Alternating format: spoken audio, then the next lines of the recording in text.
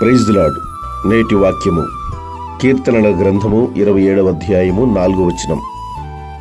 యెహోవా యొద్ద ఒక్క వరము అడిగి తిని దానిని నేను వెదకుచున్నాను. యెహోవా ప్రసన్నతను చూచుటకును ఆయన ఆలయములో ధ్యానించుటకును నా జీవిత కాలమంతయు నేను యెహోవా మందిరములో నివసింపగోరుచున్నాను. దేవుని సన్నిధిలో ఒక్క దినము గడుపుట 1000 దినముల కంటే శ్రేష్టమని భక్తుడు తెలియపరుస్తూ ఉంటాడు.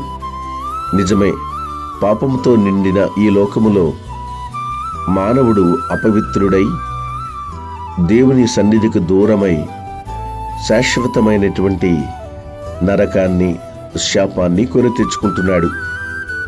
కానీ దేవుని సన్నిధిలో ఉంటే, దేవునిని ఆశ్రయిస్తే ఆ వ్యక్తికి ఎంతో సంతోషము, సమాధానము, ఆశీర్వాదము. భక్తుడు దేవుని దగ్గర ఒక వరం కోరుకుంటూ ఉన్నాడు. దాని కొరకు వెతుకుతూ ఉన్నాడు.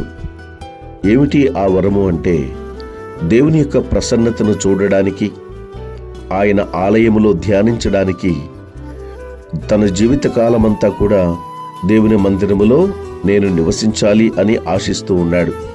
ఎందుకు అంటే, లోకమంతా పాపముతో నిండి ఉన్నది.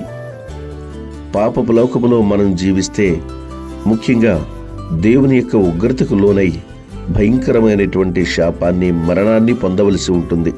కనుక మనం ఎవరూ కూడా ఆ స్థితిలోనికి వెళ్లకుండా నిరంతరము, అనగా మనం బ్రతికినంత కాలము దేవుని సన్నిధిలో ఆనందిస్తూ, ఆయన ద్వారా ఆశీర్వదించబడుతూ, ఆయన కొరకే జీవిస్తూ ఆయనలో కొనసాగునట్లుగా దేవుడు తన కృప మనందరికీ దయచేయునుగాక. ఆమేన్.